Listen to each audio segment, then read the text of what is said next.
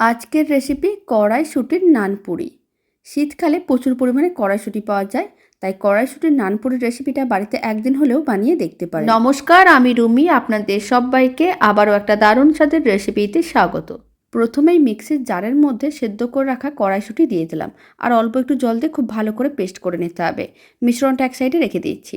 এবার একটা বড় সাইজের মিক্সিং বোল নিয়েছি, তার মধ্যে টক দই, অল্প একটু লবণ, আর দিয়ে দিলাম চিনি, আর দিয়েছি বেকিং সোডা, আর সাদা তেলও দিয়েছি।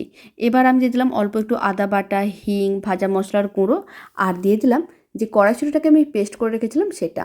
এখানে আমি 1 কাপ টক দই নিয়েছিলাম, তাই 2 কাপ ময়দা দিয়ে দিলাম। খুব ভালো করে মেখে একটা নরম ডো রেডি করে নিতে হবে। তারপরে লেচিগুলোকে কেটে এইভাবে একটু মোটা করে বেলে নিতে হবে।